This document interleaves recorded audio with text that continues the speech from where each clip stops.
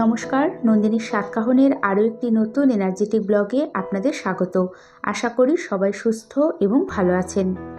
আজকে ঘুম থেকে উঠেছি ভোর 5:30টার আগে, তবে এখন প্রায় 7টা বাজে। অলরেডি আমার স্নান পুজো কমপ্লিট। সকাল সকাল ঠাকুরঘরটা মুছে পুজোটা করে নিয়েছি। সকালবেলা ভালো করে স্নান করে তারপর পুজোটা করার পর এত ভালো লাগে বলে বোঝাতে পারবো না। সত্যি কথা বলতে নিজের মনের শান্তিটা কাউকে মুখে প্রকাশ করে বলা যায় না। যাই হোক, তারপর একটু স্কিন কেয়ার করে 1 গ্লাস উষ্ণ গরম জল খেয়ে একটু মন্দিরে পুজো দিতে যাচ্ছি।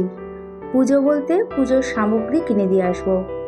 এখন খুব সকালবেলা, বাজার এখনও পুরোপুরি বসেনি, সবে সবজিওয়ালারা গোছগাছ শুরু করেছে, আর এমনি দোকানপাটও সকালবেলা সেরকম খোলেনি।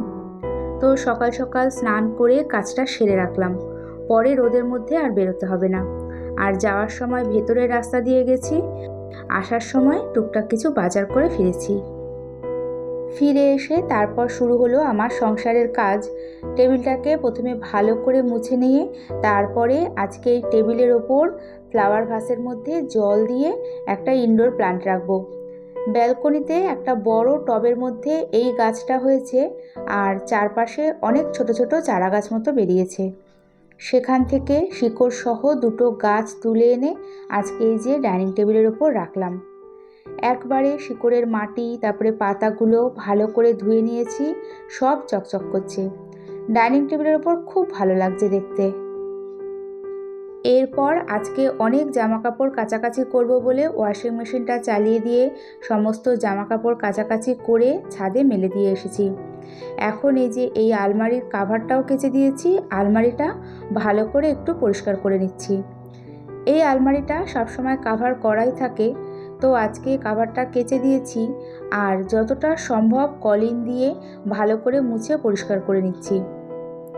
সামনে পিছনে যতটা হাত যায় কলিন দিয়ে পরিষ্কার করছি, আর বাকিটুকু সাইড পরিষ্কার করার জন্য যে টুলসটা রয়েছে সেটা দিয়ে পেছনটা ওই পাশেরগুলো ভালো করে পরিষ্কার করে নেব। প্রতিদিন আমার সংসারে আমি যেভাবে কাজকর্ম করি সেগুলোই দেখাই। রেগুলার একই রকম রুটিন হয় না, তো যেমন যেমন হয় তেমন তেমন শেয়ার করি এবং আমার মতো করে সংসারের কাজগুলো করি। এবার অনেকেই মনে করবেন যে ব্রাহ্মণ বাড়ির বউ ঘর বাড়ি পরিষ্কার না করে, ঘর ঝাড়মোছ না করে কিভাবে পুজো দিল? ব্রাহ্মণ তো পুজো দিতে গেছে, শাড়ি পরেনি কেন? নানান প্রশ্ন মনে আসবে। প্রথমেই বলে রাখি, আমার ভিডিও যারা এতদিন ধরে দেখছেন তারা অলরেডি বুঝে গেছেন যে আমি খুব পজিটিভ চিন্তাধারার বিশ্বাস করি। ঠাকুর পুজো যেটুকু যা করার মন থেকে যতটা ভালো লাগে ততটাই করি। অতিরিক্ত কুসংস্কারে আমি একদমই বিশ্বাস করি না। তাই পুজো দেওয়ার আগে যে সমস্ত ঘর মুছতেই হবে এমন কোনো বাধ্যবাধকতা নেই।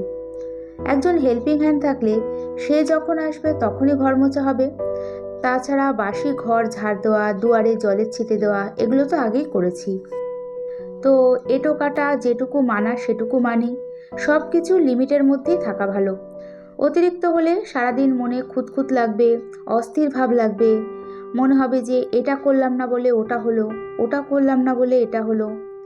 তো সত্যি কথা বলতে এতে আমি খুব ভালো আছি। একটু কিছুতেই ওই মনে খুঁতখুত ভাব, নেগেটিভ চিন্তা ভাবনা এগুলো কম আসে।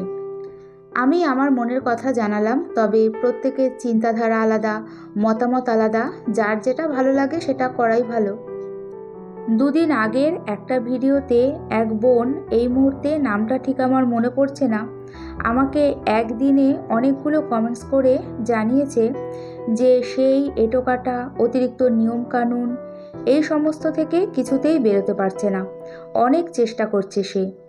সব সময় মনে হয় এগুলো না মানলে সংসারে অমঙ্গল হবে, খারাপ হবে, নেগেটিভিটিতে সংসার ভরে যাবে, যার ফলে তার সংসারে বাকি সদস্যদের সঙ্গে খুব অশান্তিও হয়।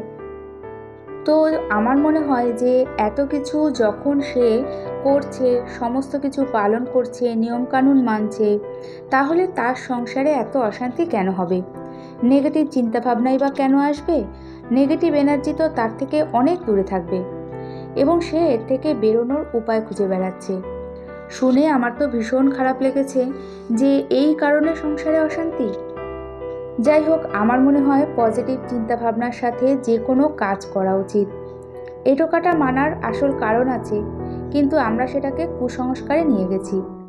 বারবার হাত ধোয়া, পরিষ্কার পরিচ্ছন্ন থাকা, সব কিছুরই একটা পজিটিভ দিক আছে। সব কিছু যদি একটু যুক্তি দিয়ে মেনে চলি, তার সাথে সবসময় যদি নিজে পজিটিভ থাকি, পজিটিভ কথা বলি এবং নিজের চিন্তাভাবনাটাকে পজিটিভ করে তুলি, তাহলে কোনো নেগেটিভ এনার্জি ধারে কাছেও আসতে পারবে না। অ্যাকচুয়ালি নেগেটিভ কথা বলা বা শোনা দুটোই আমাদের মধ্যে নেগেটিভ এনার্জি আনে। এর থেকে একটু একটু করে নিজেকে বের হতে হবে না, বের নিজেকে করতেই হবে। যাই হোক, আমার মন থেকে যতটা ভালো লাগে আমি ততটাই মেনে চলি। একমাত্র পজিটিভ চিন্তাভাবনা আর পজিটিভ কথা বলাই পারে নেগেটিভ এনার্জিকে দূর করতে। পজিটিভ এই কথাটা শুনলেই আমার তো মন পুরো তাজা হয়ে যায়। যাই হোক, কিছু কিছু কমেন্টস পড়ে মনটা এতটাই খারাপ হয়ে যায় যে সারা দিন সেই কথাই ভাবতে থাকি। এদিকে মাছ ভাজতে ভাজতে খেয়াল করিনি, দেখছি গ্যাসটা অফ হয়ে গেছে, সিলিন্ডার শেষ। তো আগে ভর্তি সিলিন্ডারটা সেট করে নিলাম। যখনই এরকম গ্যাস সিলিন্ডারটা চেঞ্জ করি, ক্যাবিনেটের ভেতরটাও একটু ভালো করে পরিষ্কার করে নিই। আর দেখতেই পেলেন যে ওখানেই আমার শিল আর নোড়াটা থাকে। সিলিন্ডারের নিচে যে ট্রলি মতো আছে হোয়াইট কালারেরটা, যদি ক্যাবিনেটের ভেতরে রাখি তো ঠিকমতো সেট হয় না, একটু উঁচু হয়ে থাকে, তাই নীল ট্রলিটাই ভেতরে রাখি। রান্নার মাঝে গ্যাস সিলিন্ডার শেষ হয়ে গেলে রান্না করতে অনেকটা দেরি হয়ে যায়। যাই হোক, সেট করে আবার রান্নাটা শুরু করব। সমস্ত কিছু কেটে কুটে গোছগাছ করে তারপরে রান্নাটা শুরু করেছি। এই যে রান্নার মাঝে এক্সট্রা কাজ পড়ে গেলে রান্না করতে করতে তখন রান্নার জিনিস গোছাতে গেলে দেরি হয়ে যায়। সকাল ওই 7টা নাগাদ বাজার করে এনেছিলাম। কলমি শাক এনেছিলাম আজকে। পাতলা পাতলা করে আলু কেটে কলমি শাক দিয়ে রুই মাছের ঝোল করব। কলমি শাকের কচি কচি ডাঁটিগুলো সব দিয়েছি 1 ইঞ্চি মতো সাইজে কেটে।